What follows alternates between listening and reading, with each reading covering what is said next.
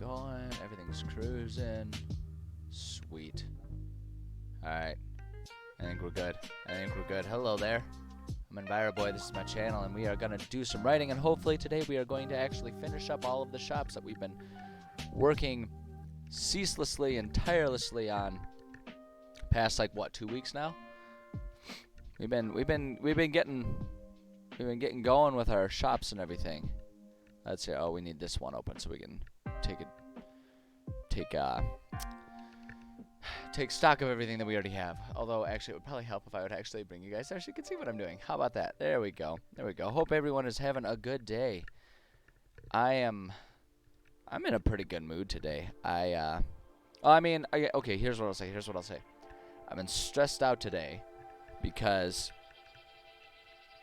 it's getting towards sort of crunch time at my job as we're getting close to the end of the fiscal year for us.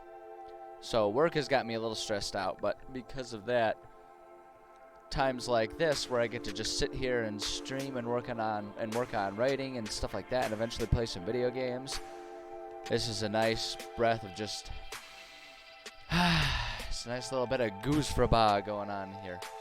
So I'm in a good mood. Plus, for the first time in quite some time, it is holding at a consistent temperature of below like 80 degrees Fahrenheit for all of you smart people outside of America that don't use Fahrenheit. I'm talking about Fahrenheit there.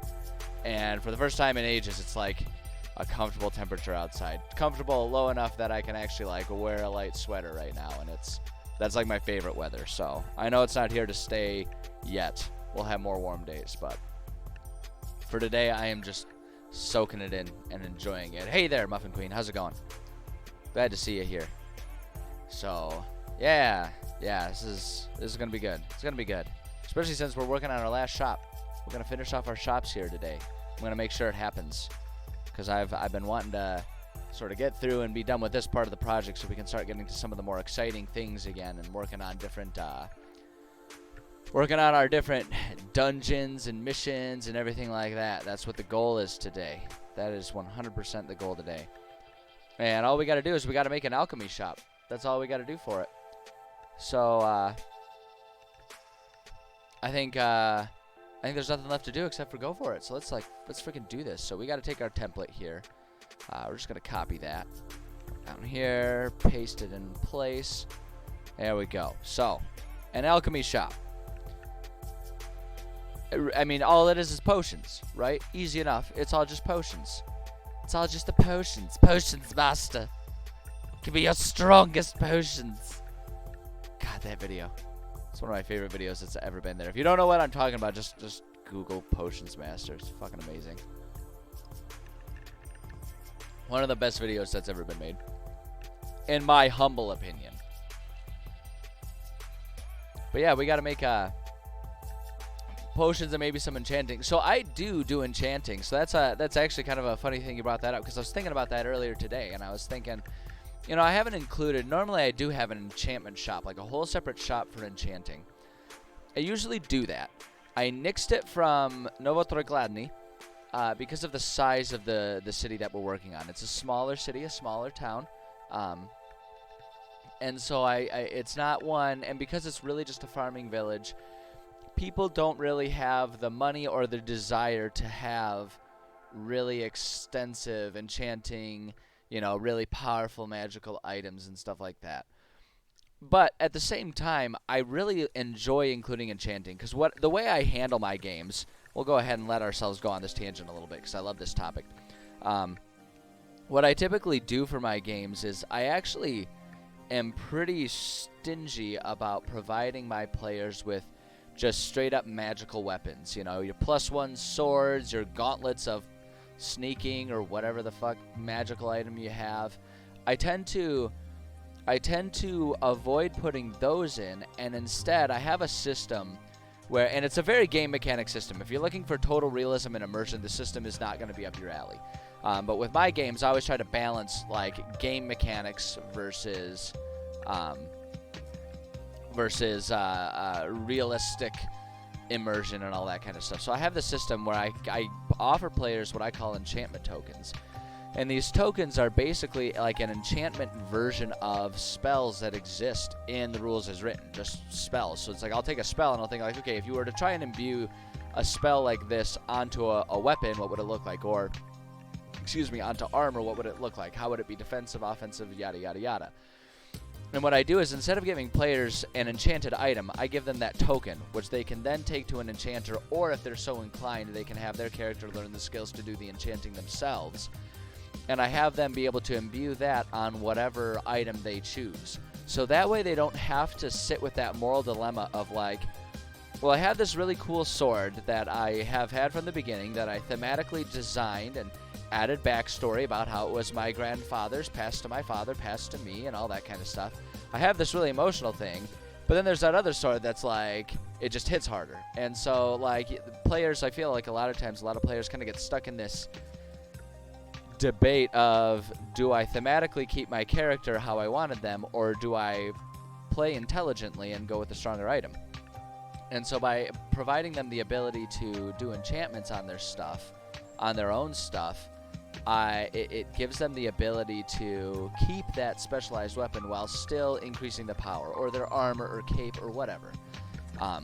So that's how I always do it. And so because of that, I do always try to make sure there's an enchantment shop. But again, for the thematic side of things in Nova Turkladny, I didn't really want there to be an enchantment shop. So what I'm thinking about is including somewhere in the map just some sort of like wizard hermit that lives in the foothills of the mountains or something like that. A very, Radagast or Tom Bombadil type of character that's just kind of off doing his own thing that players can learn about, seek out, and, pay for his services there. So it's like, it's there, but it almost becomes a quest in and of itself, which makes it really fun and adds to that sense of reward once they get it. So that is something that I've thought about.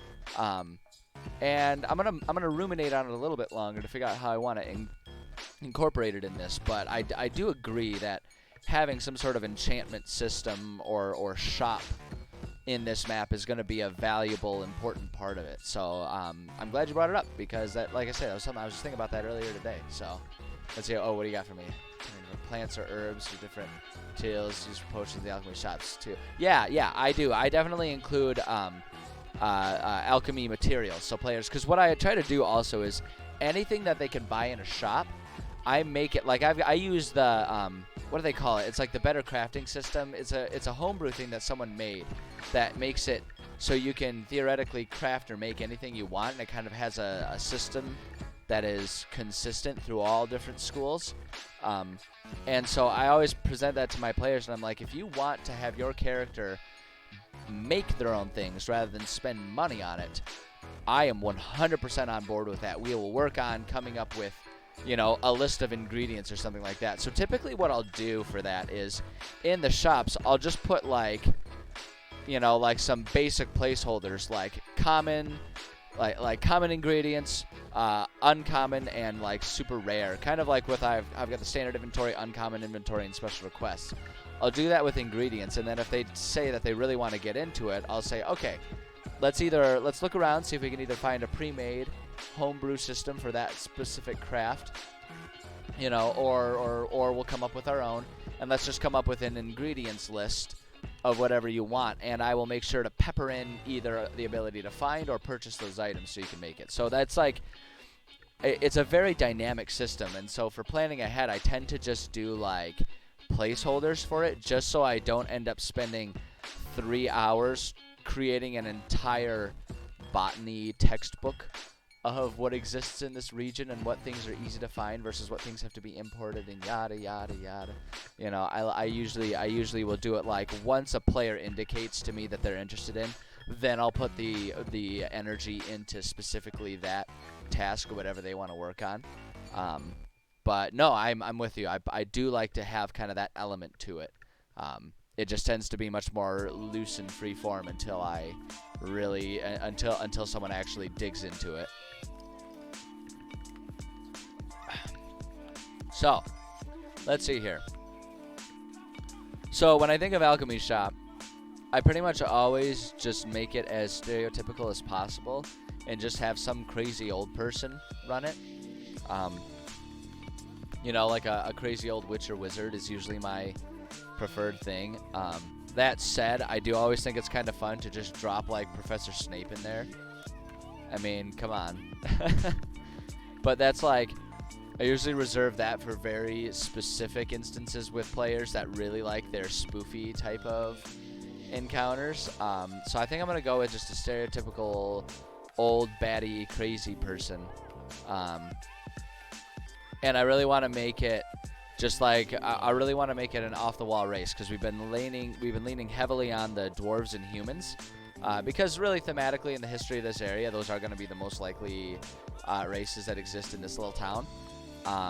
But I want to mix it up and have some fun, so I was thinking I would just like, I think what I want to do is I'm going to pull up here, and I'm just going to pull up all of the races, and I'm just going to go down and see which one strikes my fancy as being like wacky off the wall enough that would fit. It would be kind of fun to have an orc that makes potions, and it's like, I don't know, like he's just there, an orc or a Goliath, just like some big massive guy that just likes to cook or something like that. That'd be kind of funny. What else we got here? Montees, Tritons, Tabaxi, Feral Tiefling, Turtles. I don't know. None of these are really striking my fancy yet. A centaur would be kind of fun. Just have like one singular centaur that exists in this little town. A Loxodon. Oh man, if we want like a big fella that does it, that'd be fun. Very whimsical orphan cat girl who is a novice wizard. Nice. I like that. I like that. That's actually kind of a fun concept, just a character that has like a flair for theatrics, almost like a bard. Simic hybrid, yeah, Simic hybrids are kind of fun for that stuff. I've never really used them extensively, which is kind of too bad because they're really interesting.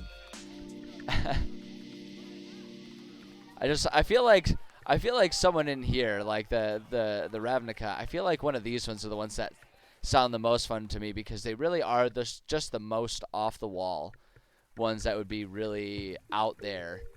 A Minotaur would be kind of fun, because like the thing with a Minotaur or a Loxodon, centaurs are really cool. I do love centaurs in general. I think they're really cool, just like a really cool mythical concept. But like a Loxodon would make sense. We're in a very like plains and prairies type of location, so you could almost have a Loxodon just be like some guy who like locally came out of the fields one day and was like, "Oh, you're making a city. I can make potions. You guys want a potion maker?" And everyone's like, all right, that sounds good." And he's just there. That'd be kind of fun, actually. I kind of like that. I don't know what else. These guys just crack me up. They look so goofy. The Lokatha. Same with the Grungs. Humble potion making elephant man. Yeah, I like that idea. Like, he was just wandering around doing his thing, surviving. And he would be really fun because you could just like what I could do is we could add sort of like this really storied backstory to him that nobody knows about, because he just kind of wandered into town and he never really talks about his past. So he's got like this really storied background of like coming from lands all over, and he's like surprisingly ancient or something like that. But then all anyone knows about him is just some dude, or she's just some old lady who likes to make potions and was just like, "Oh, this town seems like a nice place to stay for a while." I actually really like that idea. I really like that idea. Okay, we're gonna go with the Loxodon. We're gonna start off there. Do they have Loxodon names in this? Hold on. Where's Dungeons and Dragons? Do they have Loxodon? Oh, they've been adding a whole bunch. Oh shit, they've been adding a whole bunch to this. It's been a minute since I've looked at this one. They do. They've got Loxodon. Oh hell yeah. This is their lifespan. Yeah, well that's the thing I'm wondering. So I want to look at the lifespan. Let's go to the details. Let's do this. Let's go ahead and dive down the rabbit hole here. Stoneworkers, relentlessly loyal. Names, traits, age. Physically mature the same age as humans, but they live about 450 years. They highly value the weight of wisdom and experience and are considered young until they reach the age of 60. Okay. Yeah, Loxodon being impossible to get down to 0 HP. I mean, I guess I would just like from a thinking about it standpoint, when I think about a giant elephant man, I would hope they would be difficult to get down there. You know, like it's an elephant man. He's got like leather for skin and he's like massive, presumably. What's the size? 7 and 8 feet tall, 300 and 400 pounds. I mean, fuck yeah. It's like an army of Andre the Giants there. Yeah, these guys are amazing. Okay, so 450 years old, so that gives them.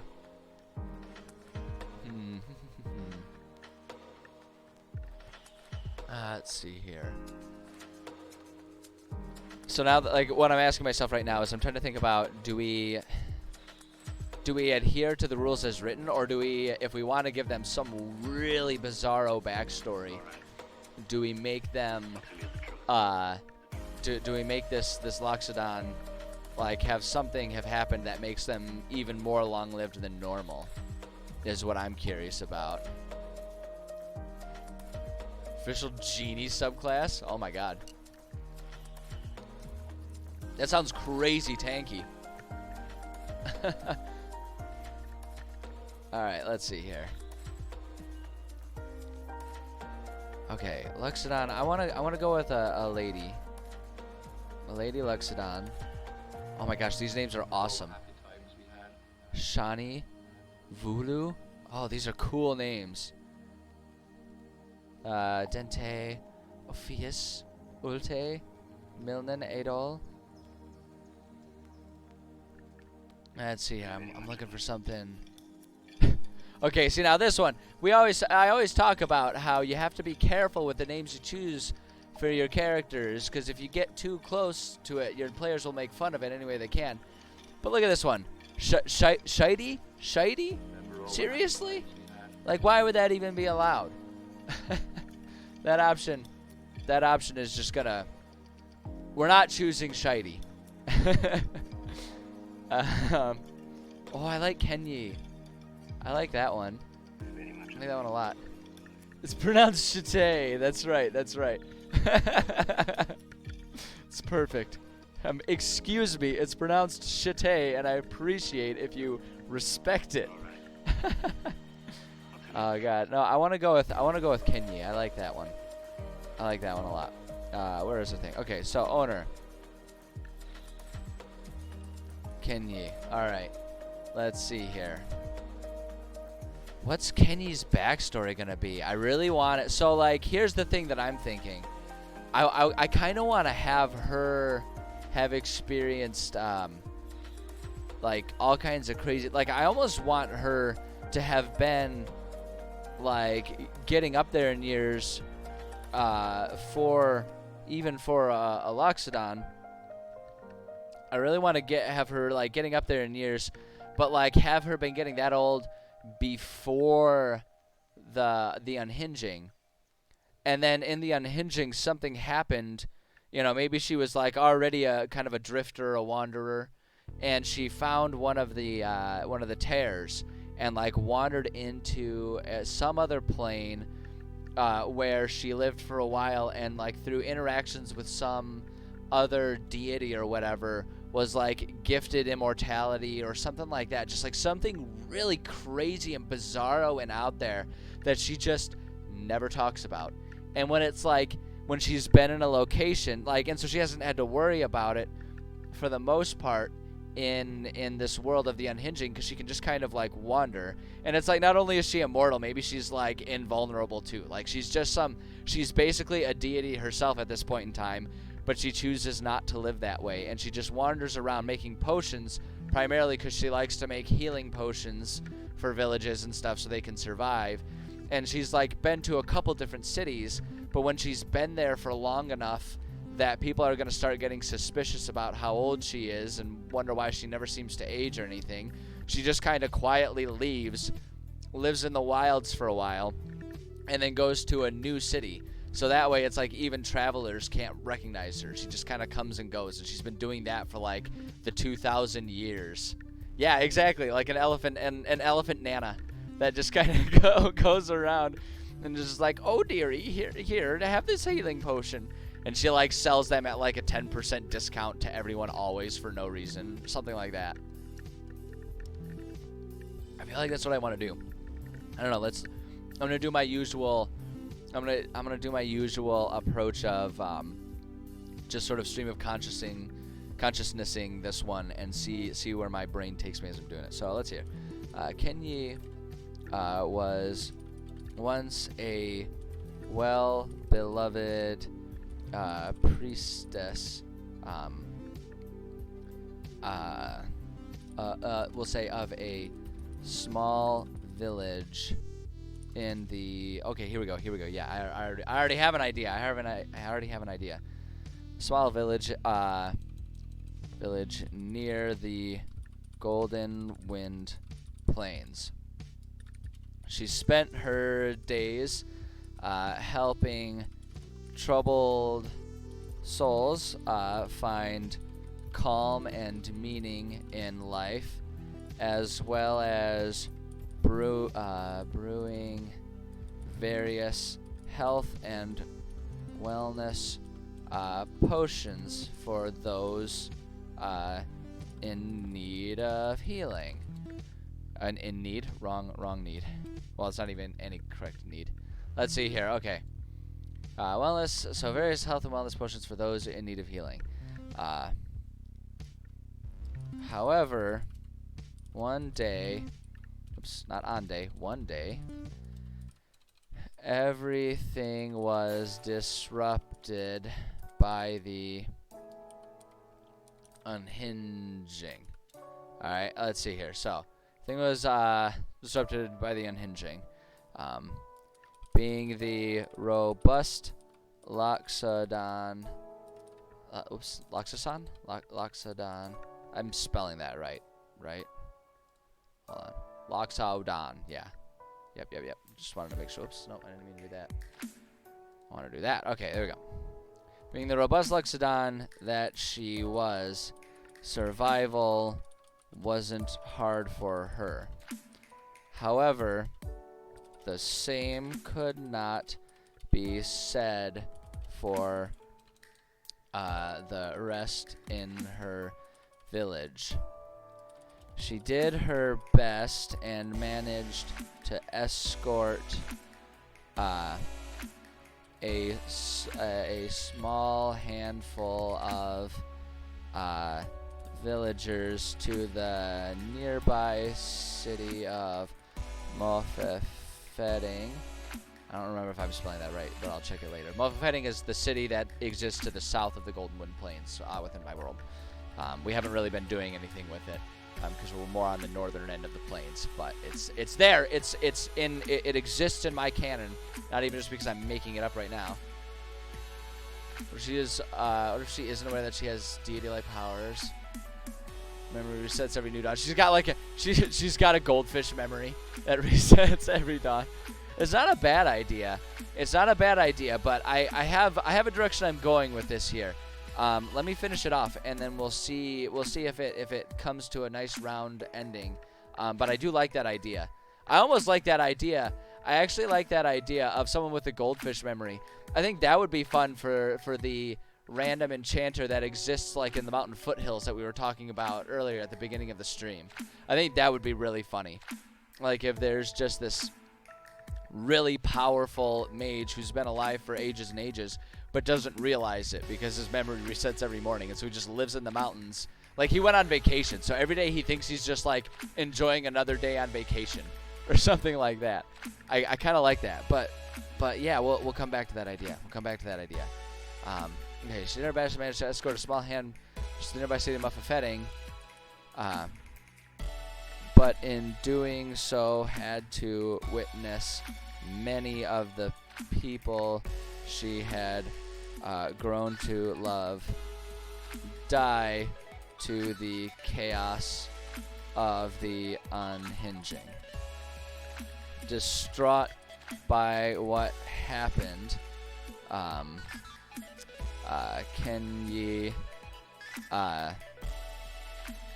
let's see, how do I want to say this? Kenyi felt a calling to take a pilgrimage. Did I spell that right? I did not spell that right. I didn't think I was going to. I just added an extra M there. Let's see here. Oh, yeah, you always have to have angst. You can't have a compelling character unless there's tragedy. That's not true at all, but, I mean, that's how D&D works. No, it's okay. I'm going someplace with this. Calling to take a pilgrimage into the plains to seek out and help as many others as she could. In these wanderings, she came across one of the tears that had been ripped in reality. Overcome by curiosity and a sense of warmth and safety coming from the tear, she wandered in, finding herself transported to the base of Mount. The base of Mount Celestia. She spent the next few years slowly climbing the mountain, learning all that she could from the angelic beings of this land. Upon reaching the top, she met, I don't know, I'm just gonna say some deity. We can almost like add it in there, but like I'm just riffing right now. A god, we'll just say a goddess who had been watching her progress, impressed by Kenyi's, just don't need that apostrophe there, by Kenyi's perseverance. Oh boy, I'm gonna try and figure out how I did that one wrong. I'm just gonna let the computer take care of it. Let's see here. Impressed by Kenyi's perseverance, she offered the Loxodon a place among the deities of the mountain. Though flat, this is turning into such a long thing, but it's going somewhere, and I feel like it'd be really fun just to have this there. So if like players find a way to like kind of break down the walls and get involved in her backstory, it's like there's this little nugget of like fun history for them to learn. Let's see here. Though flattered by the offer, Kenyi knew she couldn't accept, as she still felt a calling to help the people of her mortal land. This impressed the goddess even more, who decided to gift Kenyi with immortality. Immortality in order that she be able to help others for all of eternity. Ba-boom, ba-boom. Upon returning to the mortal plane, I'm like kind of turning this into the abbreviated Cliff Notes version because it's already so much longer than anyone else's I've done. Upon returning to the mortal plane, Kenyi made good on her promise to use her new gift as she claimed. For the next 2,000 years, she wandered from city to city, setting up small potion shops to aid the sick and offering guidance to those who needed direction. As years went on, so I'm gonna add that little bit there. As years went on, she would periodically leave one city quietly and journey to a new one, never letting anyone know of her secret immortality. Immortality. There it is. Alright. And always setting up the same shop. And check this. Alright, so as luck would have it, during one journey to her old homelands in the Golden Wind Plains, she heard of an initiative to try and reconnect Fosvik to Mofafeting. I really don't think I'm spelling that right, as I usually spell it, but how the fuck would I know? It's a made-up name. Connect Fosvik to Mofafeting.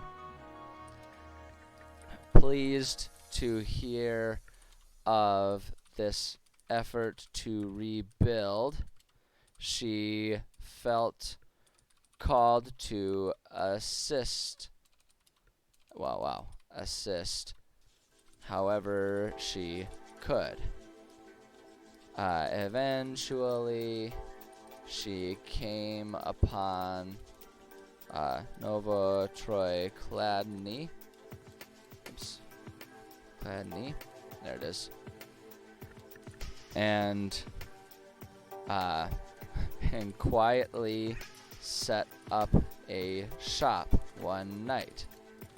The next morning, the people were surprised and confused to see this new shop, but upon meeting Kenyi and experiencing her warmth and kindness, wow, there it is.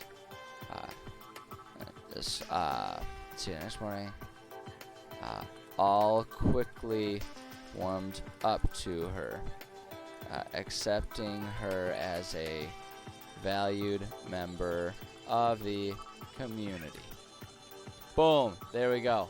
There's our Grandma Loxodon elephant potion maker, who makes healing potions. And so what we'll do then, just to add into this whole theme, this character, is her inventory will be to a degree based on the location, but more than anything, if it's purely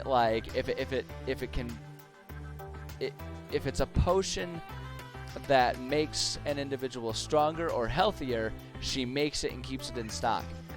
If it's a potion that's more about hurting others or making you better at fighting, it's going to not be in stock, because she's all about just trying to heal people and act like a mini, a family practitioner more than anything else.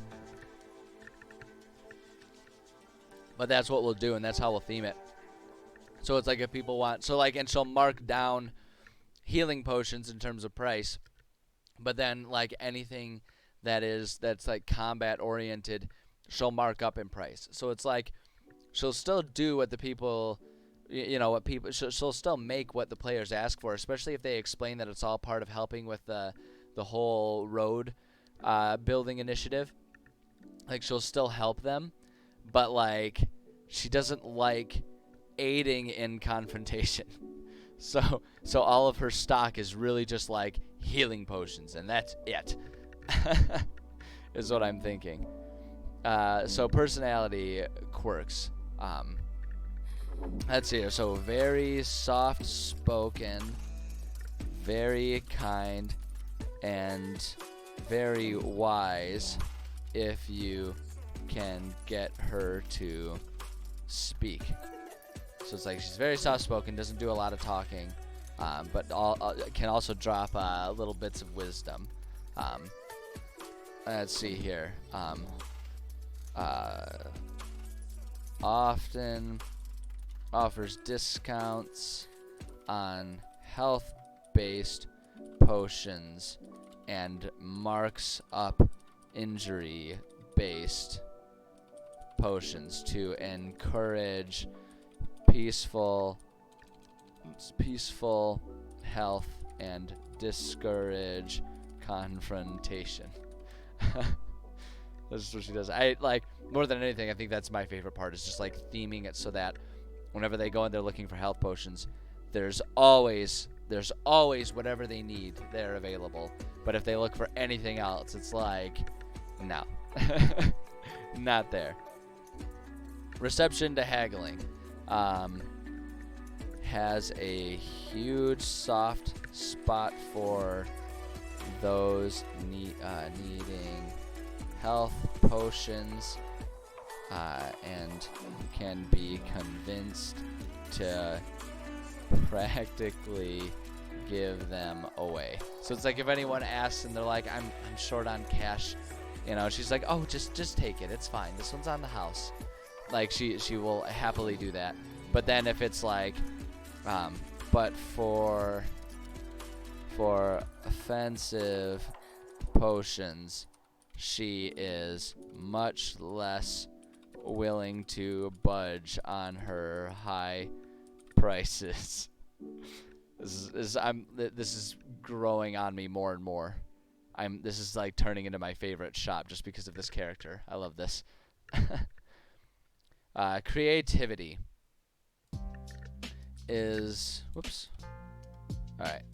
always trying to invent new types of healing potions and antidotes. Will happily experiment on those.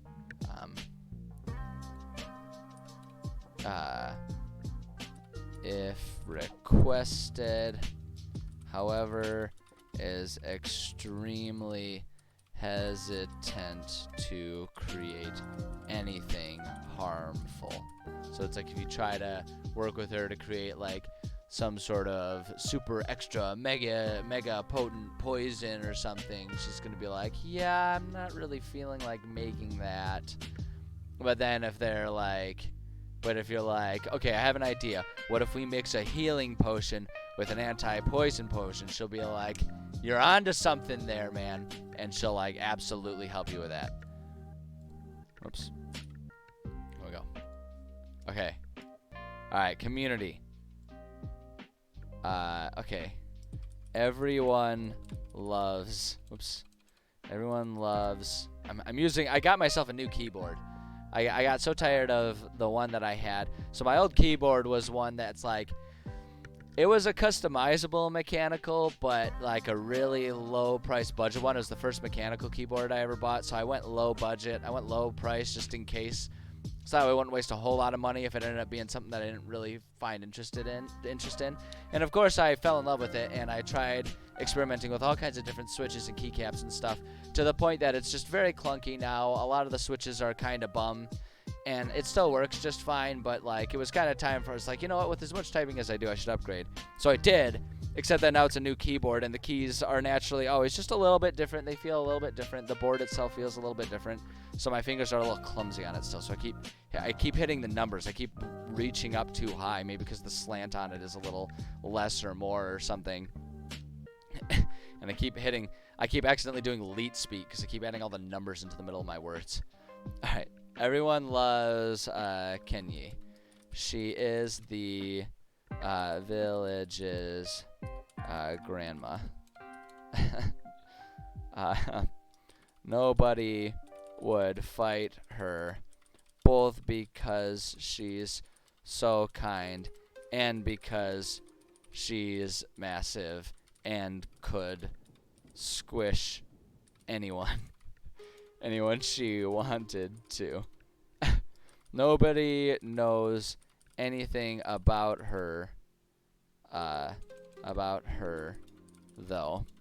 She just appeared and was suddenly a member of the community.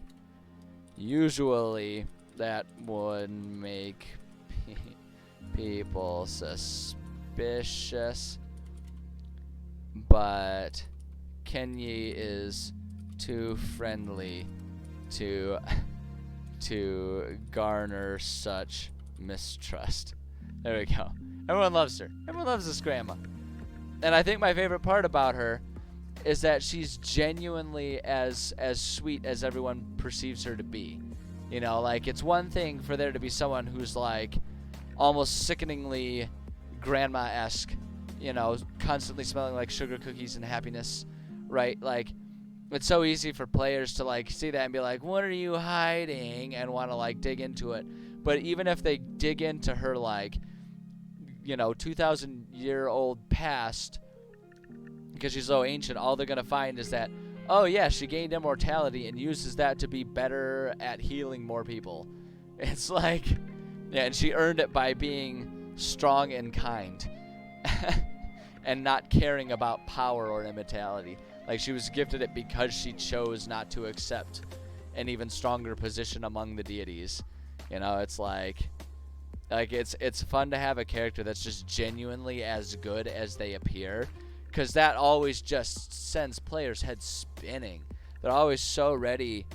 They're always so ready for everyone to just be a complete monster underneath the surface.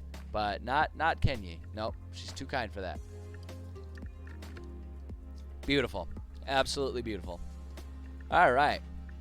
So, let's go ahead and tackle some inventory here for her.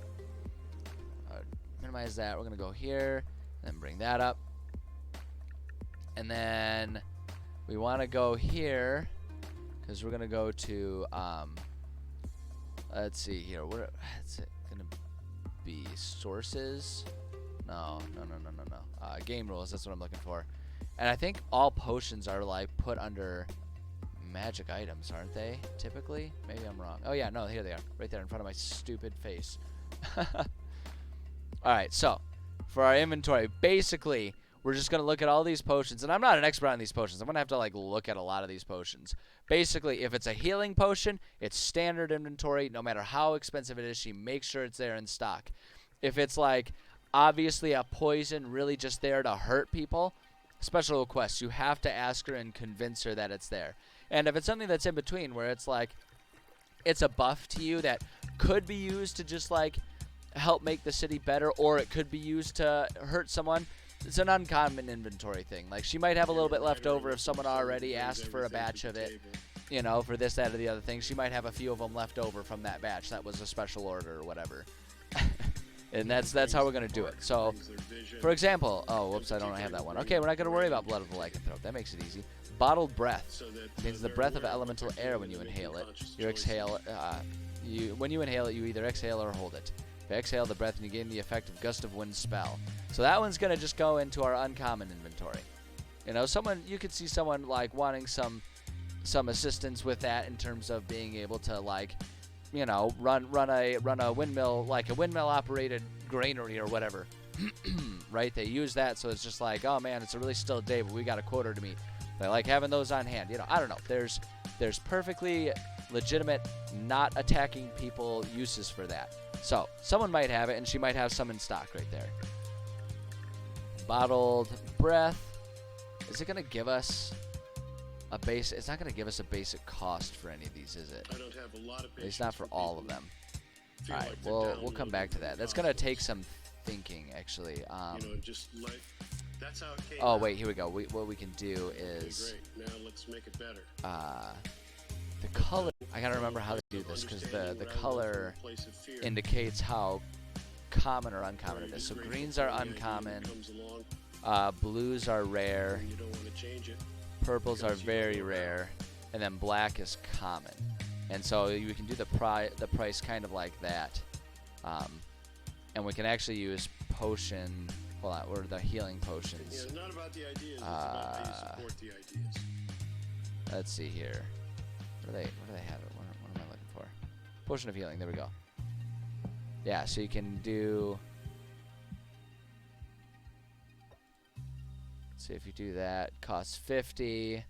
I'm gonna use this as a benchmark here, and we're just gonna stick with that because we can modify it. So greater healing. It's not gonna say a damn cost. Dang it. All right, we'll do. So what we can do, because they're magical items and they're not supposed to be cheap. Commons are 50. Uncommons are 100. Rare will be 200, and very rare will be 400. We'll just like double the price each time. I don't know. It's like, fuck it, man. Who cares? Who cares? That kind of fits with the whole like really common healing items will be nice and cheap. Really uncommon like poisons and stuff, she's gonna really mark the price up for. And we'll do like, and what we can do, here's what we can do. Okay, I've got an idea. And here's where I add in a bit of a disclaimer here.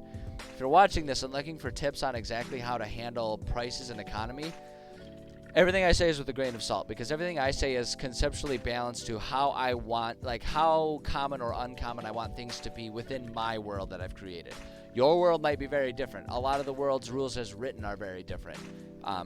And that's just based on, do you want your world to be item and magical item heavy, or do you want those to be much more rare items, you know? And it just kind of depends. So when I'm coming up with prices, a lot of them make sense for my world and how I sort of balance my games and my dungeons and stuff like that. They are certainly not going to be the best solution for everyone. If you want magical items to be common, if you want there to be all kinds of wizards blasting spells at each other and shit, and people taking potions left and right, you're gonna really want to want to ratchet those prices down to make it easier for players to obtain them, you know. Or you keep the prices high, but you give them a shit ton of gold all the time. For me, I tend to give players less gold and increase the prices of magical items, because I usually like to encourage adventuring and finding them out there, and like I say, finding those enchantment opportunities and things like that. I like to encourage a more adventurous way to obtain items rather than just straight up going on a shopping spree. So that's just my disclaimer. I always say that with the money, because I feel like sometimes there's a specific type of D&D player that gets really concerned about economies. And so I just like to address that in case any of those people are there. You are not wrong for thinking that my economy is clumsy and sloppy sometimes, and it's just because I really want my games to not focus on that as much as the adventure. So anyway, thank you for coming to my TED Talk. Bottled Breath. So this is an uncommon one, so we're gonna make this about 100 gold. 100 GP, and what we'll do is do plus or minus. So it's like, you know, based on how they use it, how they indicate it, she might bump up the price, she might lower the price. That's the one thing that can be kind of irritating about her, but like, as long as you're just being noble and honest in your intentions, she'll be like, okay, whatever. Elixir of Health. When you drink this potion, it cures any disease afflicting you, and it removes the blinded, deafened, paralyzed, and poisoned conditions. Clear red liquid, tiny bubbles of light. Yeah, okay, so for this one, 100%, it's going to be standard inventory, even though it's a rare potion. It's a health potion. She makes it. It's there. So we're gonna say elixir of elixir. That's why elixir of health. And we're gonna go ahead and make this. So this one is supposed to be around 200 GP or less. Is what we're gonna say for this one. 200 gold pieces or less, or fewer, or what the fuck ever. I don't know. I never really understood the obsession with that one that people have, but again, grain of salt. If you're concerned about that grammar, then it matters to you, and that's great. But yeah, it's there, 100%, and she will absolutely lower the price if she gets the sense that you want/need this desperately and don't have the cash for it. Mummy Rot Antidote, not in there, so we're gonna forget about it. I'm not buying anything on stream today. Eventually, all of these sources, I will purchase them, physical and or digital, but right now my money is going towards building up my work from home office, because they're allowing me to work from home for the foreseeable future, even once all this COVID stuff really slows down for realsies actually. And so I need a good home office. So one of these days my money will be spent on fun things, but god damn it, I already did it with the new keyboard, and that was pushing it because I was pushing it, but I only allowed it for myself because I can also use that keyboard for writing reports. So one of these days we will add those things. Oil of etherealness. Beads of this cloudy gray oil from the outside of its container and quickly evaporate. The oil can cover a medium or smaller creature. The equipment it's wearing, carrying one additional. Applying oil takes 10 minutes. The affected creature gains the effect of etherealness spell for 1 hour. So that's going to be an uncommon one.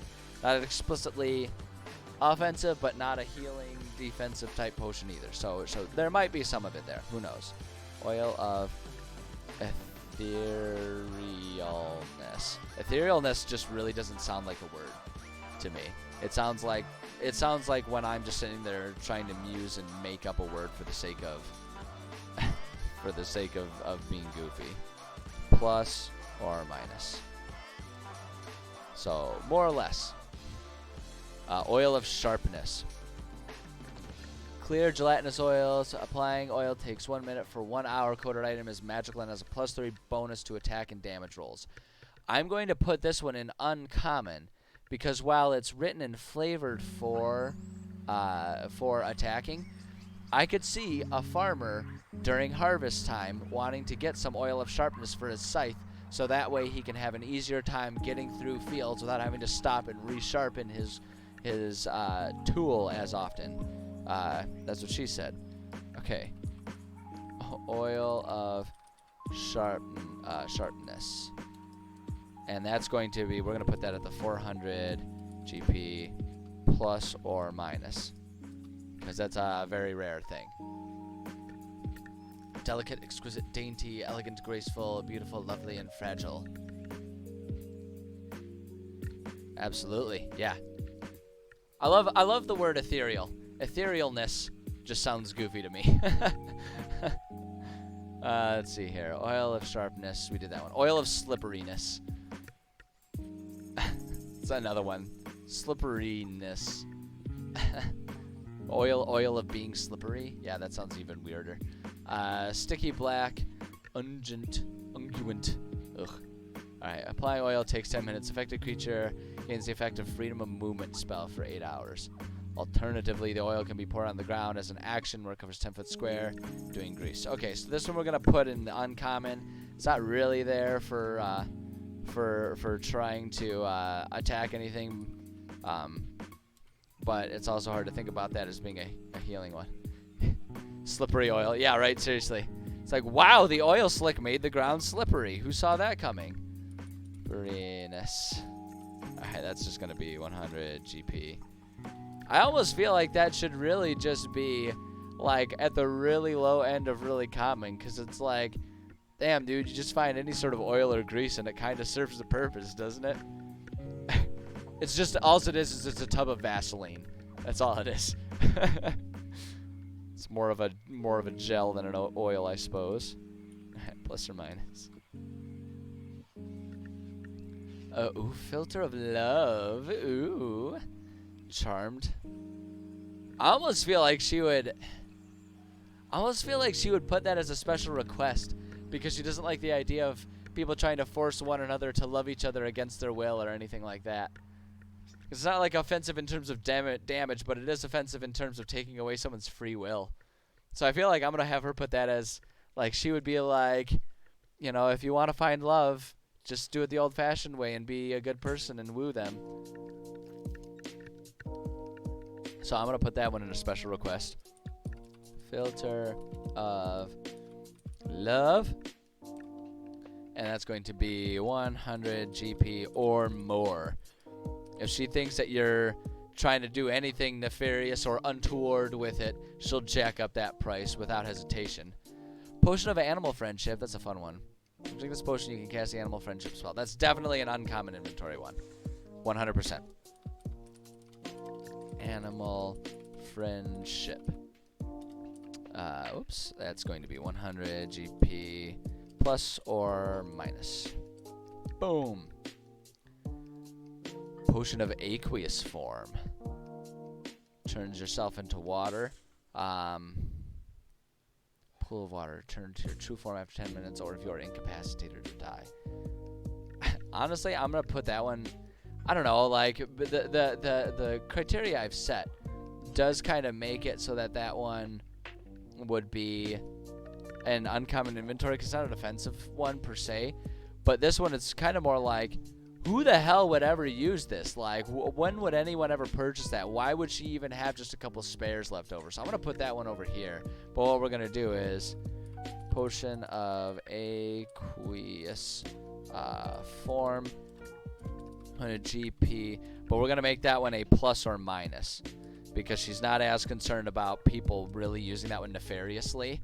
But it would be kind of like, I don't know how it's uncommon and not rare. Yeah, for the potion of, or the filter of love. Yeah, I agree. I imagine it has to do more with like how they would choose that in the first place. I imagine it has more to do with the fact that the charm spell is pretty common. It's a pretty low level, easy to obtain spell or effect. So I imagine it's considered uncommon, not necessarily because of how prevalent in life it would be, but more so because it's probably an easier potion to make, and so it wouldn't necessarily require as much resources and time to go to a potion maker and say, hey, can you make this for me? That's what my guess would be, but I don't know. I wasn't in the writer's room. Fuck if I know. And that's why I always say, like, do what you want to do with your economy and make things change. Because if you really don't want to encourage that kind of stuff, just fucking jack the price up. That way you can't be said to be, like, removing things from the game arbitrarily or whatever, but you still make it uncommon. You come up with a reason for it. You say, within the law of the city, they've had problems with this. You can make up an amusing or a dark twisted story about some guy, convincing someone to love him and just like constantly giving them love potion or whatever. And then like they outlawed it, and so then like the price is way up there. You got to get it on the black market. You can do stuff like that. You can manipulate your economy to kind of do stuff. Because the good news is you can make it as capitalistic / socialistic / you're the only one who decides what the economy is as you want. You're the god of your world. Like fucking do whatever you want, right? Get some custom letters to help an innkeeper. I'm trying to think of what the innkeeper would want the players to do. Basically commit treason of the kingdom they're in. How do we get a barkeeper to convince the players to commit treason? That's what your question is? I want to make sure I'm getting that straight. Help an innkeeper. Trying to think of what the innkeeper would want the players to do to basically commit treason. Oh, okay. All right. I'll let you clarify. All right. So we got our potion of clairvoyance. Eyeball bobs in this yellowish liquid but vanishes when the potion is opened. Clairvoyance will make that uncommon. I'm gonna change my mind. I'm gonna make that one a special request one, because she would probably be concerned about people like misusing that. Clairvoyance. Because she'd be concerned about people like getting addicted to trying to predict the future with it or something like that, or scam one another trying to predict the future. 200 GP or more. I feel like that's a very easily abused potion / spell. Potion of climbing 100% will just be in the uncommon, because it's not particularly healing. She doesn't make sure that it's always in stock, but that's definitely something that should be like, yeah, no, if you need that to like help repair your roof or something like that, 100% we'll make a bunch of it. Actually, I'm going to change my mind. I'm going to make that one a common one, just because in terms of repairing and building in a city, that's 100% a super helpful thing. And there's not really anything overtly, injurious about it. So I'm gonna make that a common one that she would have. Potion of climbing. 50 GP or less. Boom, there we go. Potion of comprehension. You get the effect of comprehend languages spell for 1 hour. Okay, so this one we're going to put an uncommon. She could see that as being helpful, especially when trying to do trade with different cities, since that's kind of what it's after. So she'll happily make it for you, but it's a pretty specific one that most people aren't going to have a use for in everyday life. Henshin. So we're going to put it right there. 50 GP plus or minus, depending on how she feels about the person requesting it. Potion of diminution. Reduce the effect of the enlarged reduce spell. What you have Let's see here. is nothing more than a system of wires and circuits. Okay, Innkeeper needs quest. Players are there to help and gain loyalty to the Innkeeper Only to or the extent player's that you boss. program it to. Let's take over the content. It will Okay, okay, I see what you're saying. I see what you're no more saying. than the table you So, built on will be. okay, I see what you're saying. So it's not like overtly committing treason per se, but they're contributing to an overall treasonous thing. Okay, all right. So my first thought is if it's an innkeeper, you could almost just do some sort of black market liquor run, you know, like the old days, like the olden days during Prohibition, right?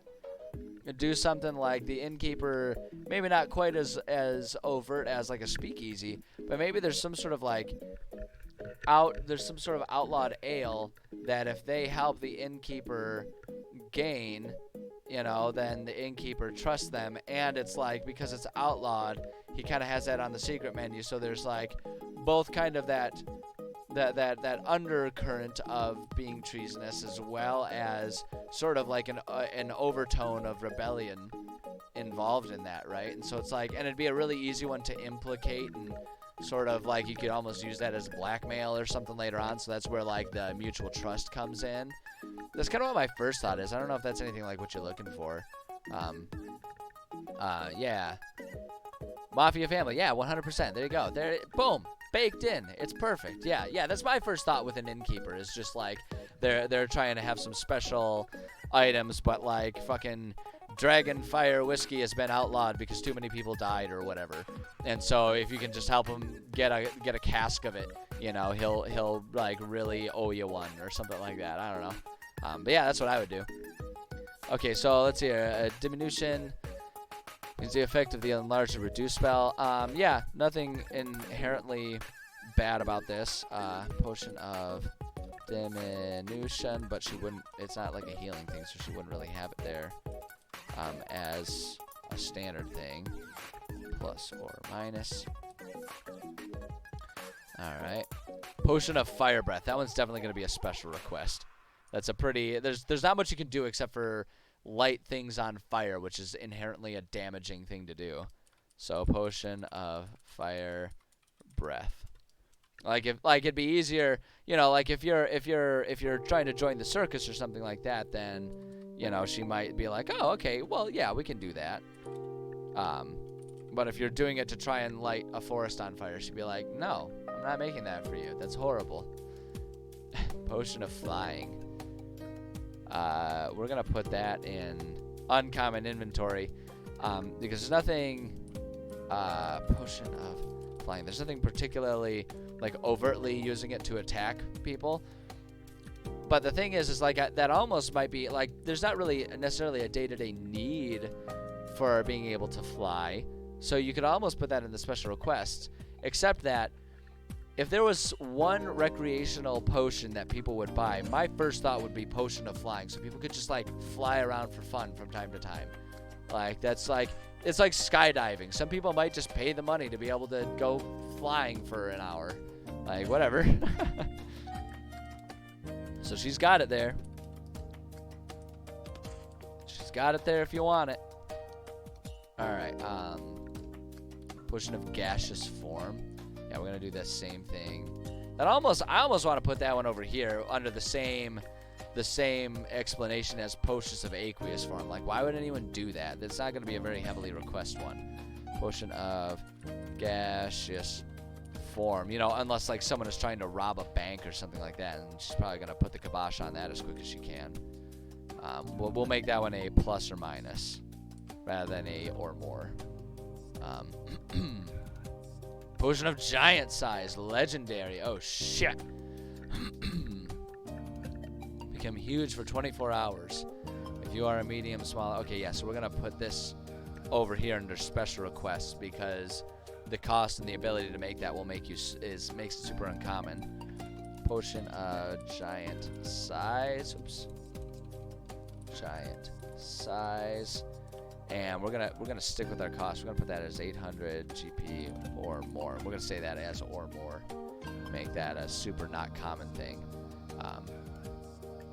Giant strength. See, now this is the one where it's really funny. Giant size is legendary. Giant strength is like, as a baseline, you know. Okay, I see. So it's got it as varies because it goes from uncommon, rare, rare, rare. I like this. I kind of want to put all of the variations here, and so I want to do. Well, here's what we're gonna do. Here's what we're gonna do. Potion of Hill Giant Strength.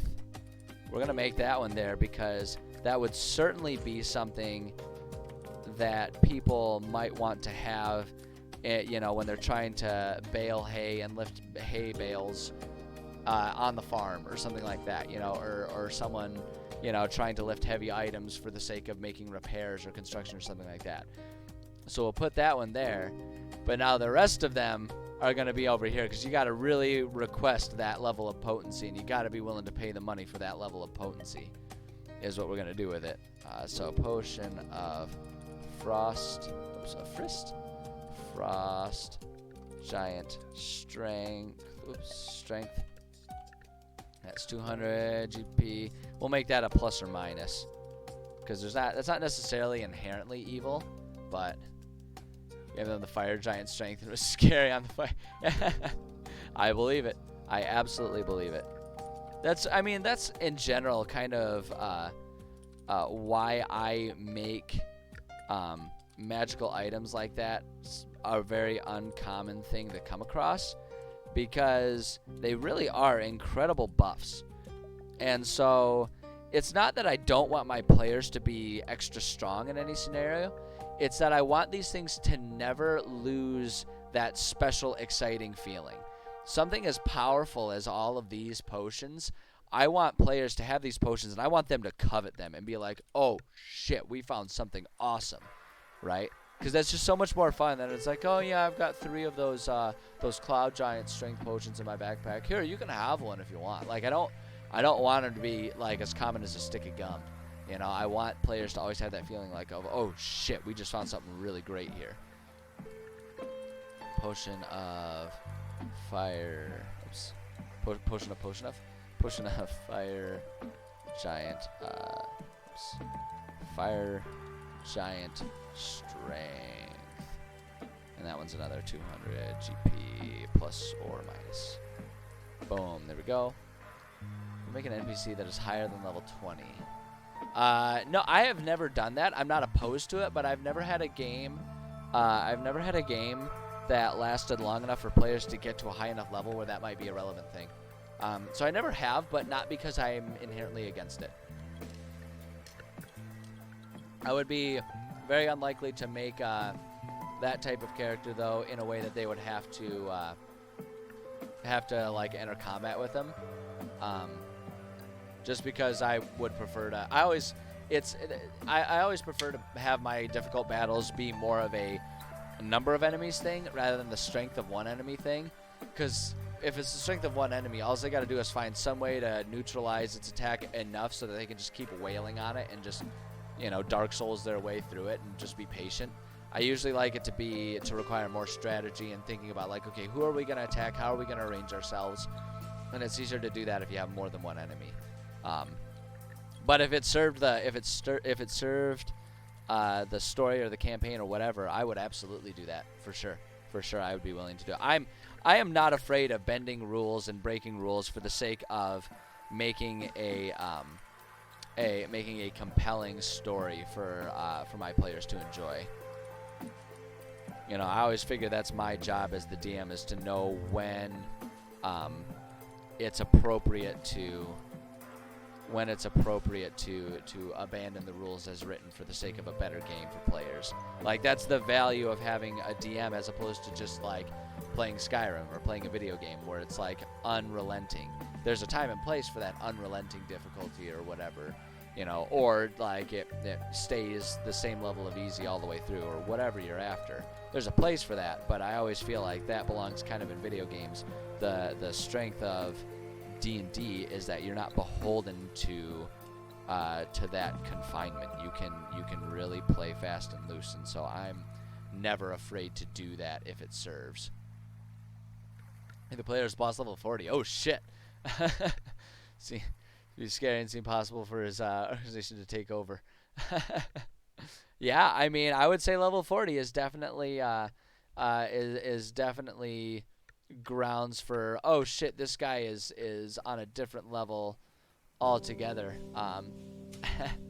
That's intense. I have no idea how to conceptualize how strong that would or wouldn't be against players. I've never approached it from that level of challenge for them. But kudos to you for taking the plunge and trying it. Hey, Enforcer Hound, how's it going? I'm doing all right. Hopefully things are well for you as well. We're working on the final shop for this city so that definitely next week we can start working on doing some dungeons and adventures and stuff. We'll see if I can finish this completely. We're getting close. If I stay focused, I think I can do it. 20 levels in Evocation and Wizard and Death Cleric. Jesus Christ. Just the sound of that is horrifying. You'll have to let us know how that goes whenever they get to it. As long as, I mean, the thing is, as long as you're willing to modify on the fly, there's no reason to be afraid of it. You know, if it gets to a point where it's like all of them are dying, then you can just be like, okay, we'll reel it back a minute. You know, there's no way to do that. Let's see here, an unconventional rogue. Okay, all right. It depends on what makes it unconventional. Let's see here. Okay, hold on. Potion of growth. What did we put the potion of giant size and the potion of where was that diminution one? Potion of diminution. Yeah, we did that because it's the same there. So because of that, we're gonna go ahead and put that here. Potion of growth. That's kind of a more common thing. Like someone would want to shrink their size to make it easier to like get into small places to repair something, or larger so they can reach higher things in a shelf or something like that.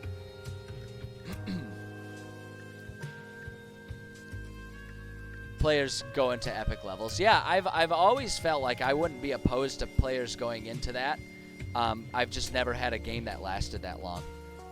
Because I'm always the problem that I have is I tend to make friends as someone who is very busy with a lot of other things in life myself. I tend to make friends with similar people, right? Just because like we all have similar interests in terms of how seriously we take our careers and all of that kind of stuff. So I've just never had a group that was able to stay together long enough. A lot of it too is because I've always, until about 4 or 5 years ago, I was always in school. Like I was always in college or grad school. So you tend to get a lot of people that are from all over that convene into one place. But then as soon as that school ends, we all shotgun out into all kinds of other parts. So groups tend to come and go because of those reasons.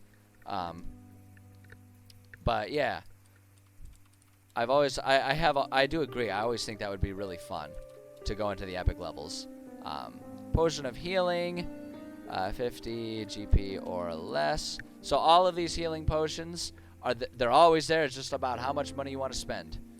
Potion of greater healing. Actually, oh wait, yeah. No, I got it. Okay. Potion of greater healing. We'll make that 100 GP or less. That's right, because she's always willing to facilitate better. Okay, what do you got? Frankenstein kind of monster using reborn race, and Phantom Rogue subclass. So made strength max at 20, then dex 18. 20. Okay, all right. That's interesting. That's an interesting concept. I'd have to see how it actually plays. But the idea is interesting. That's for sure. Potion of superior healing, and that'll be 200 GP or less. And then potion of supreme healing at 400 GP or less. Be very easy to haggle Grandma Elephant down from those levels, but potion of heroism. 10 temporary hit points that last for 1 hour. That sounds like a healing effect, which sounds like she would probably have that there for you if that's what you wanted. Heroism. That's going to be at our 200 price point. Or less. 200 GP or lies. Alright, Potion of Invisibility. That one I'm gonna... Ooh, that's almost a special request one because it'd be really easy to misuse invisibility. There's not many...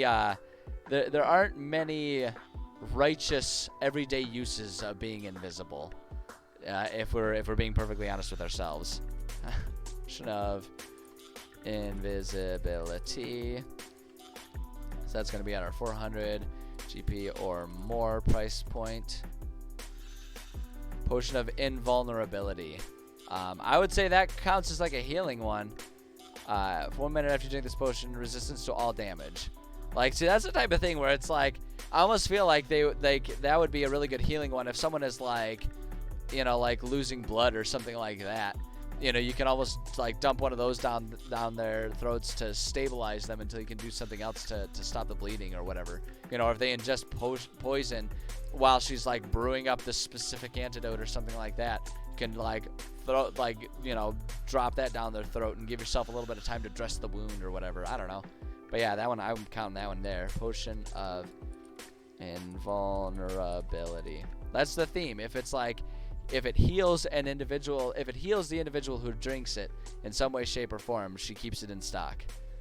That's our 200 GP or less price point. Potion of Longevity. What does that do? Drink this potion, your physical age is reduced by 1d6. Let's see here. I want to put that one as an uncommon here. Let's see here. Potion of Longevity. That would be... that's at our 400 GP. Because that seems pretty vain as a baseline, but, you know, people might do that. Turn into a baby potion. Yeah, absolutely, absolutely. That's some people just have really unique fetishes, and it'd be best if you didn't judge them for that. Let's see, a strength doable for... Oh, I was thinking eventually getting big hammer. Start at 3. Yeah, I mean, I think it's gonna be up to you how you want to balance it. I think I think it really just depends on what you want to achieve. And like I say, until I see it played, it's hard for me to conceptualize exactly how a lot of those things would go. I would say with stats, just make sure that you're keeping it balanced. You know, probably approach, if you really want to do, what did you say, a level 20 strength? Yeah, like if that's what you want to do, I would go to point buy for your stats then and make sure everything else is kind of dumped. But it sounds like you're doing that. I mean, you can do whatever you want, and I'm a big advocate of creating characters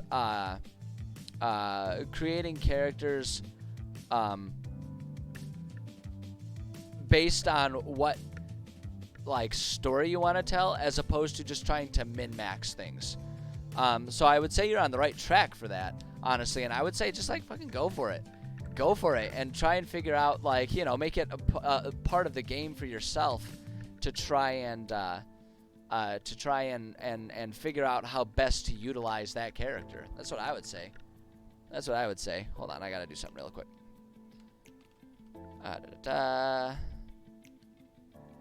Boom, there we go. Okay.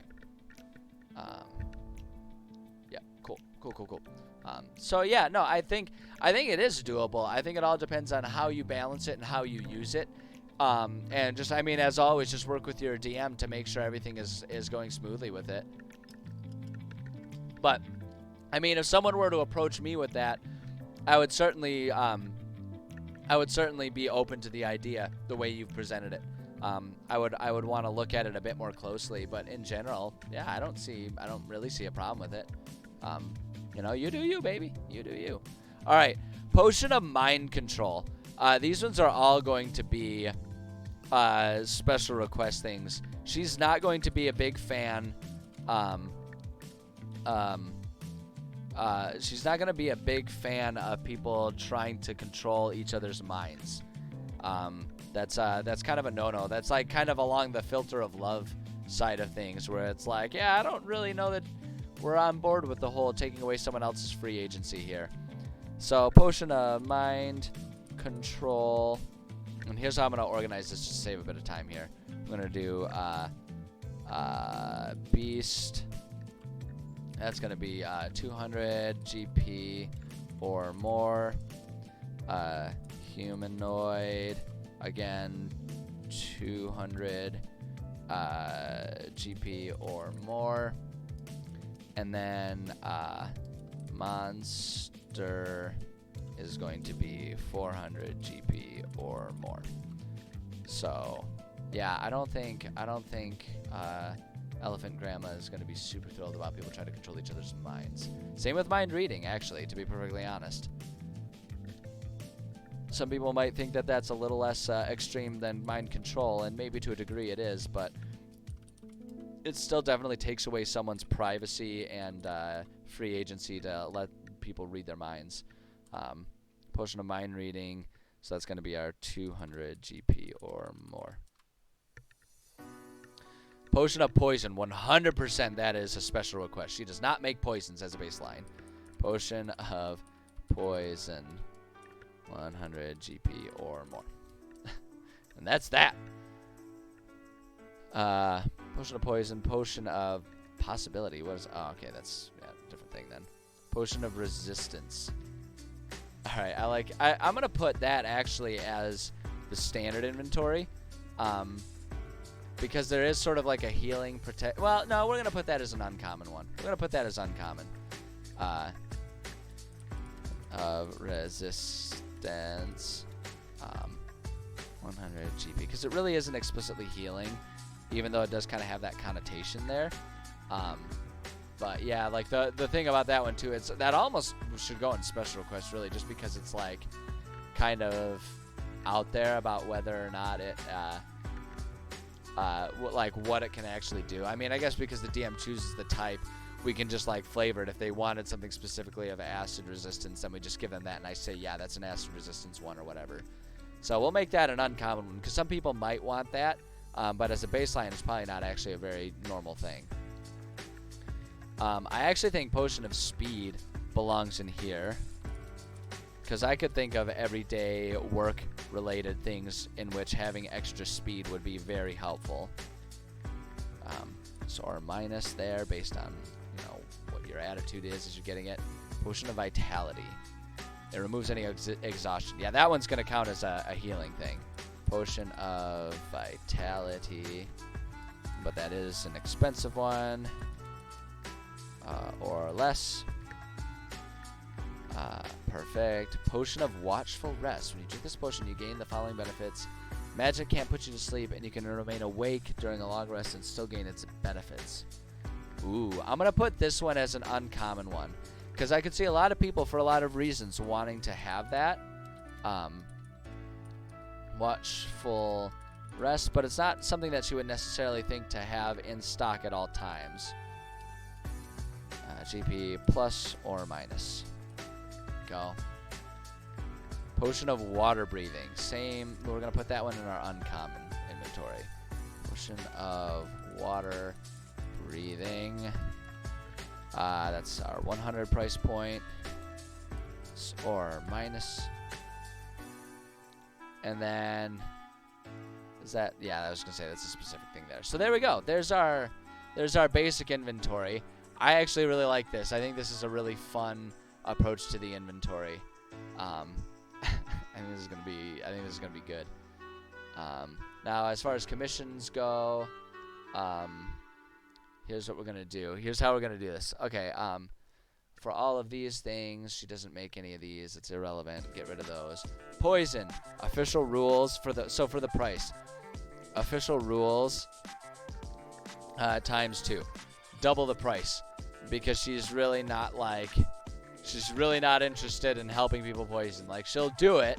She runs a business. She recognizes, and depending on the use of it, there can be noble uses of a poison. She's not a fan of it, so you gotta really want it. Alright, mount vehicles, so that's not there. So the magical items, though, then we'll keep those there.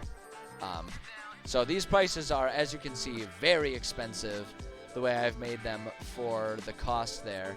And a lot of that is because it's built in with the idea, the way I run these things, it's built in with the idea that she not only has to go through the extensive brewing process, but also obtain all of the ingredients.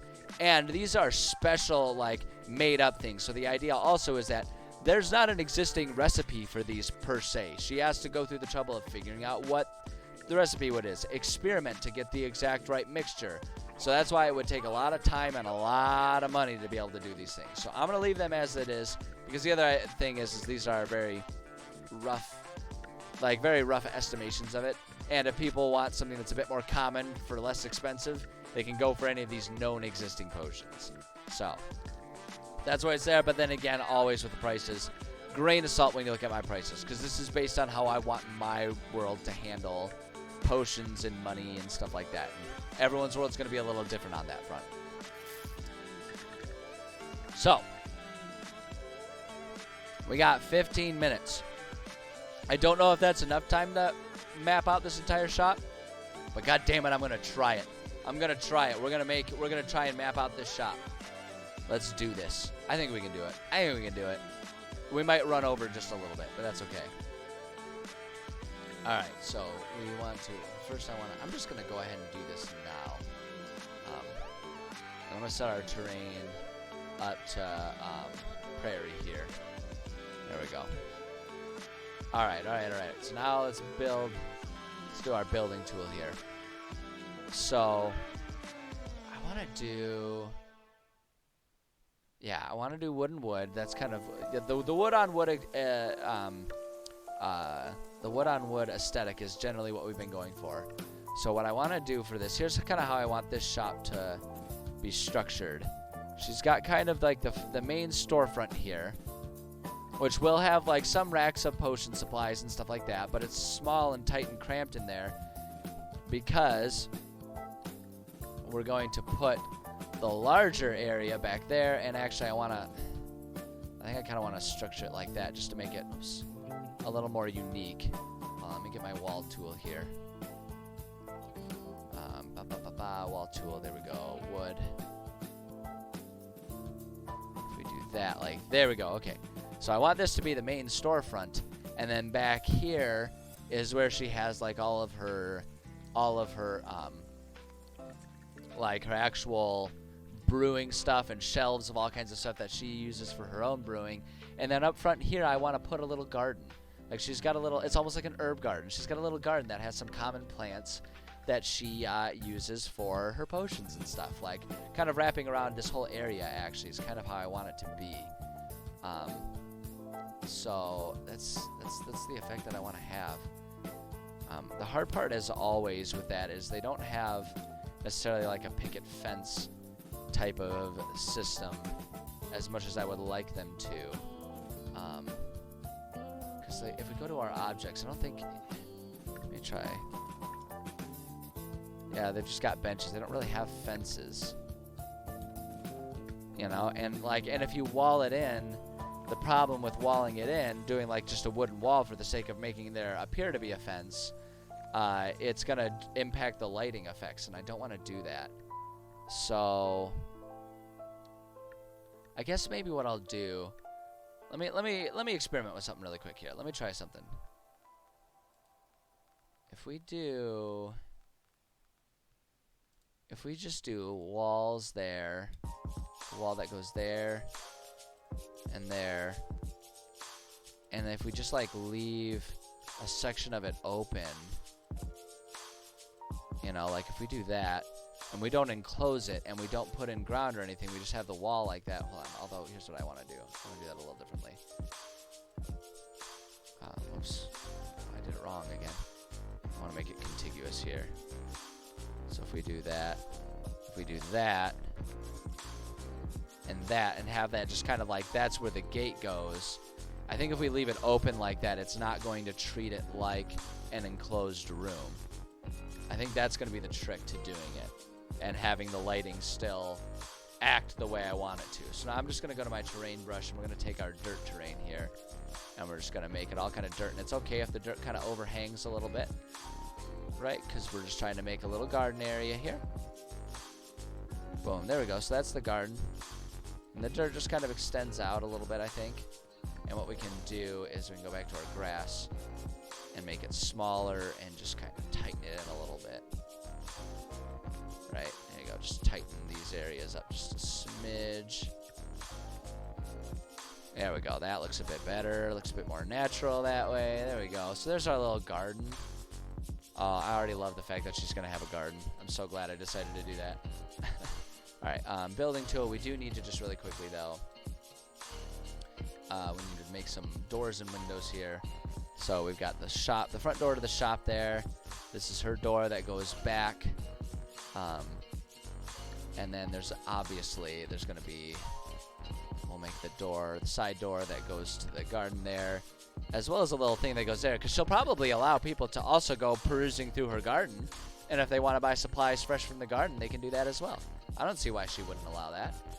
So we got that, and of course we've got just our little homey, you know, windows. This isn't like a standard potion shop where it's like everything is really dark and brooding. This is a nice open, you know, very airy, very open and lovely shop. As you know, and the same goes for her laboratory, so to speak, back here. She likes it to be open and breezy and lots of windows. She's got lots of windows along this wall so she can see her garden at all times of the day. Even a little window right there. She's got this, like, and I have just like this idea of like a small little cottage more than anything else. So we've got that.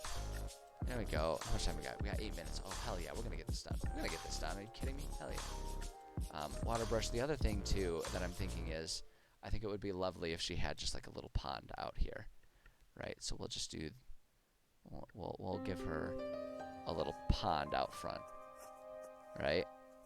We can have that extend out a little bit. Boom. There we go. Just got a little pond.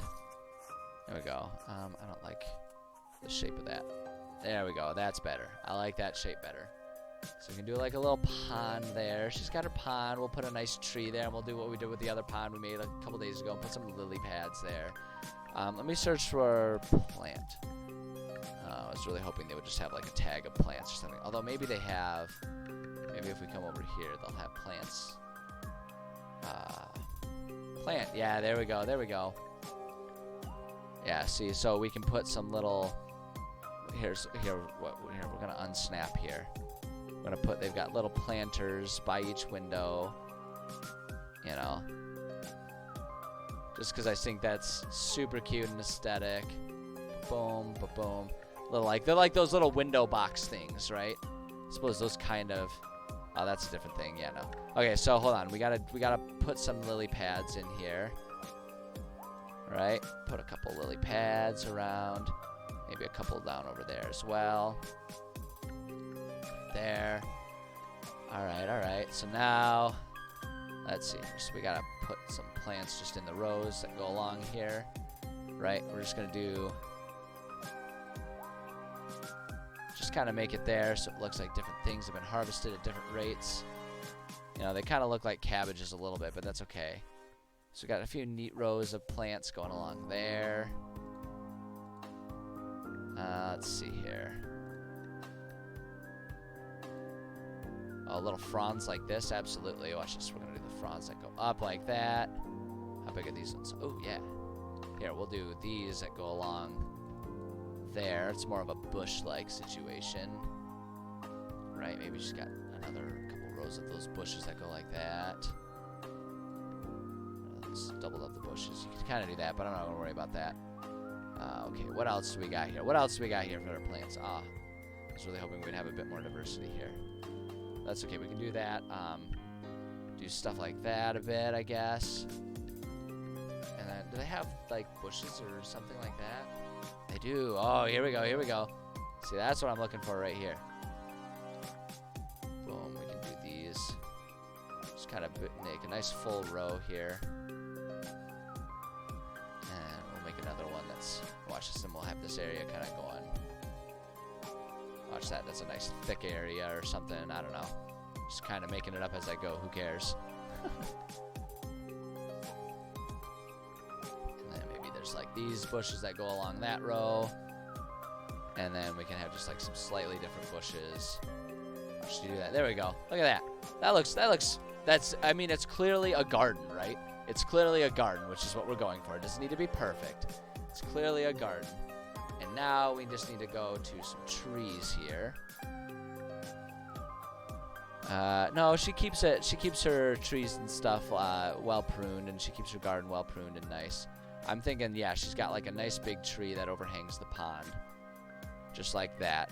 Beautiful, just like that. But then I'm also thinking she's got a couple smaller trees. Oops. Oh, because it's a wall and not an actual fence, so it like has the wall be obviously there. That's okay, check it.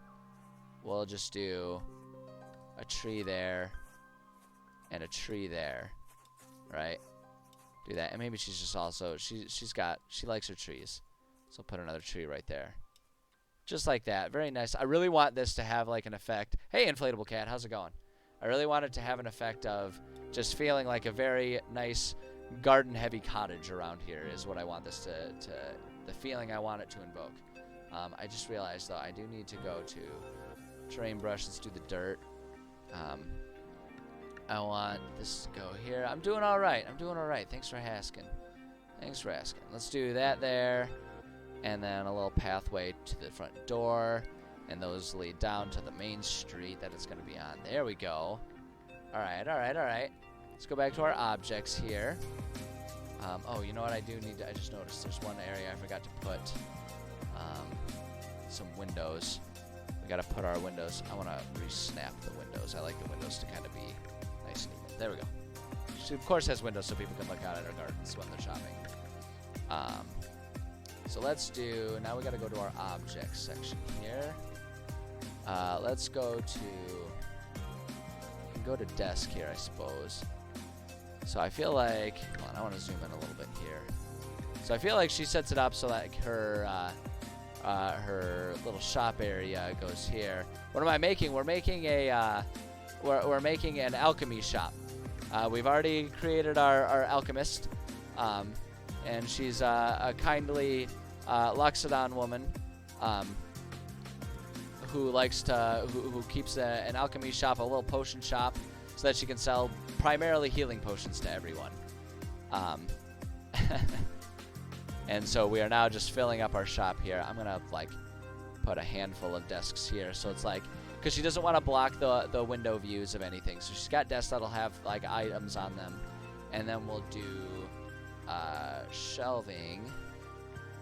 I want to do shelving that kind of lines the center of the shop here, and I think that's going to be easiest to do if we take off the snap tool here. There we go. That's the type of shelf I'm looking for. So we can do there, and then rotate it around, and do there, and there. There we go. Perfect. So yeah, she's got shelves of supplies and stuff like that. You know what I want to do? Where did our plant? There's our plants. Yeah, that's what I wanted to do. Here, don't they have? Yeah, they've got some potted plants here. So I'm gonna put their. Any that are bigger? I guess not. Okay. So we'll got that. That kind of looks like a potted plant. We'll put like a little potted plant right there. Do that right there, just like that. Do they have armor bar, potion? Let's see here. They have maybe magic. Do they have magic as a tag here?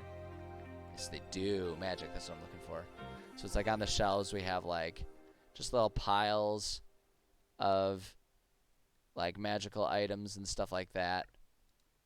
Just grab various things. Could do like that.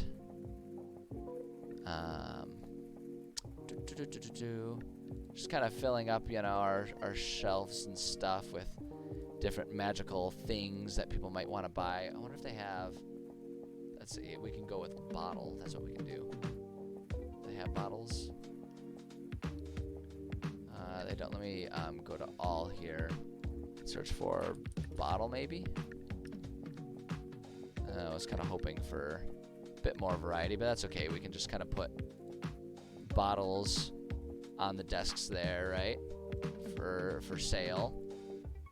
Bottles of various potions and things like that, and maybe we'll do a bottle with another couple piles of like magical looking gems and stuff. I don't know.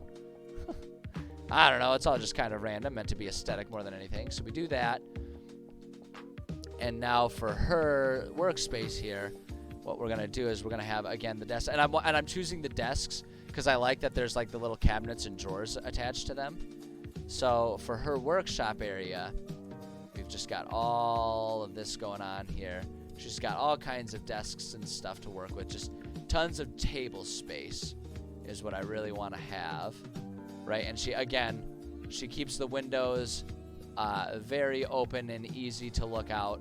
She doesn't want the windows getting blocked. That's just not her way.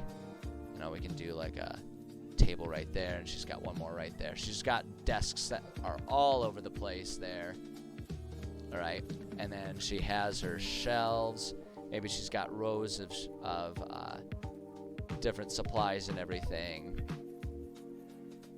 And then we'll do bop, ba-da, ba-da. And then we'll do another row of stuff that goes like, we'll make it like here, bop, ba-da, ba-da, and then do ba-da, ba-da, ba-da. Actually, you know what? There is one thing I need to change here, though. Let me do something here. I'm gonna delete that one. Actually, here, we're gonna delete that one. No, grab it. Grab it and let me delete it. There we go. Jeez. All right. Object tool. I am gonna grab. Here, we'll add one more thing just to mix it up a little bit. Put that right there. But what I want to do then is I want to come over here and fire. I know they've got fireplaces. I could swear they had fire. I know they make fireplaces that you can like put in here. Where do I find that? Why isn't it there? Maybe fixture. Well, we can use one of these, so we're definitely gonna have to do like a stove cooktop type of setup here. Because there's got to be like a place for her to brew all the stuff. You know what I mean? Like that's got to be there. Maybe we've got this set up right here because it's low enough. You know, the chimney goes to the side, so it's low enough that she can still see out the window. So she's got a stove like that. Maybe like a basic kettle type of setup. And then where have I seen fireplace before? I know they make them here. Fireplace maybe? Yeah, there we go. That's what we're looking for.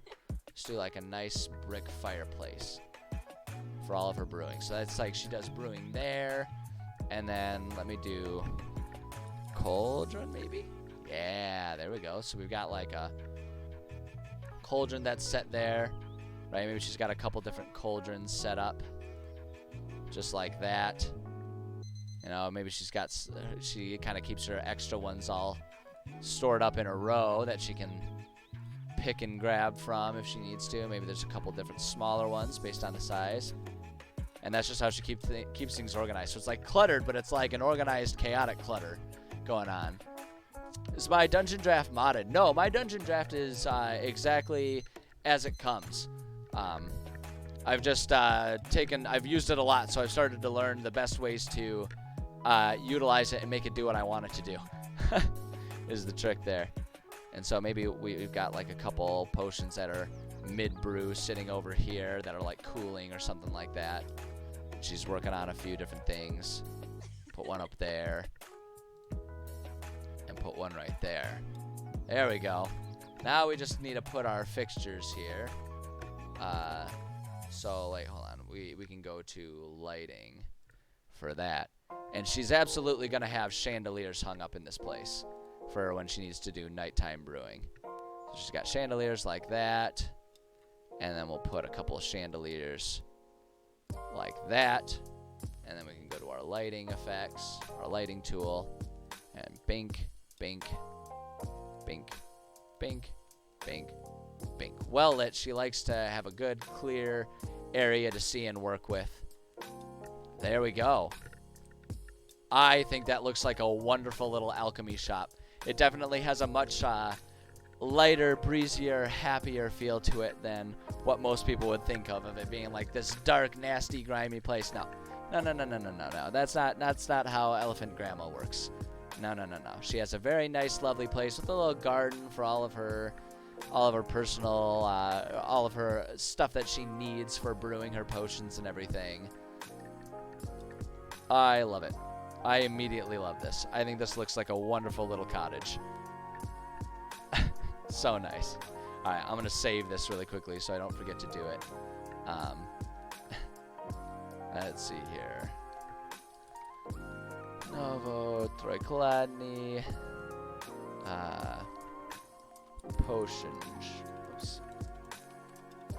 Potion shop. Boom, there we go. Excellent. And there it is. And there it is in only about 6 minutes.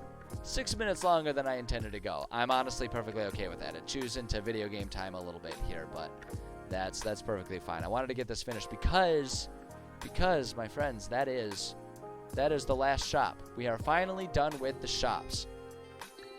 We are finally done with all of the shops in our city, which means we can check that off the list.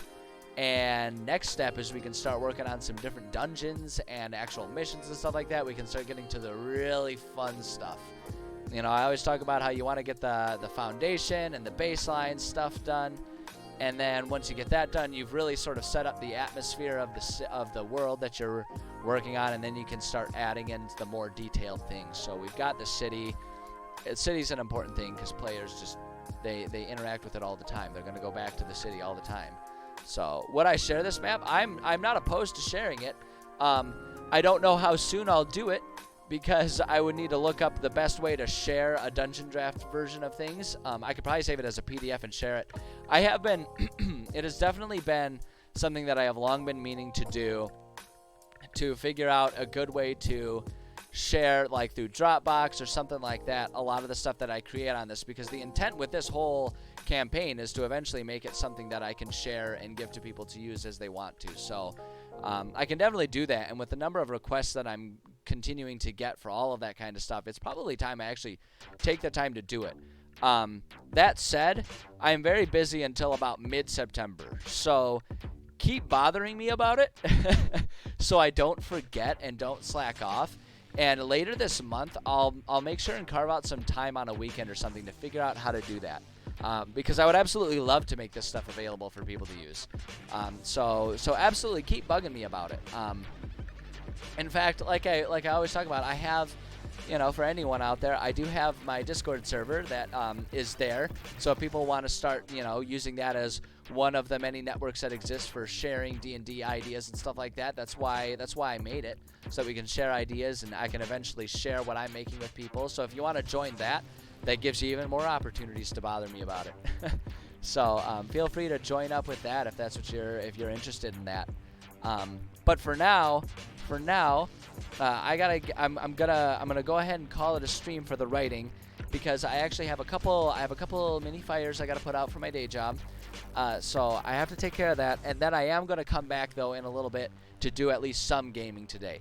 I cannot guarantee that it will be, you know, ASAP right away. Probably at least 15-20 minutes from now I'll be able to do that. Depends on how quickly it takes to handle all these things, but I do intend to come back. And do some video game streaming. We have started Mass Effect 3 at this point in time, so we're doing a run through of that. So but for writing, thank you so much everyone who stopped by. This was a really good session. It was productive. We had some fun conversations. It was a great time. I love it. Every time I love doing this. So much fun. So thank you so much for stopping by. If you want to stick around for me playing video games, I don't know when I'll be back, but I promise I'll be back in not too much time. If that's not of your interest, if you're just here for the writing, then by all means, that's totally fine. I never take offense to that. If that's the case, then I will see you tomorrow, because the one thing is I was very productive yesterday, so my concerns about not being able to stream either today or tomorrow are no longer concerns. I now have the time to do it both today and tomorrow. So I will be back. We will do some writing. We will dive into maybe doing a dungeon or something like that tomorrow. We'll get going on something big and fun and exciting that way. So yeah, so either I will see you in like 20 minutes, or I'll see you tomorrow, or whenever the next time you stop by. It's all good to me. I just am super flattered that people are interested in the stuff that I'm doing, and I love doing it for you guys. So thank you so much for being here. I'm excited to see you next time, whenever that is. Until then, take care of yourselves, and I will be back as quick as I can be. Until then, I guess goodbye. But it's really not goodbye. It's just see you later. So I'll see you later. Okay, I'm done now.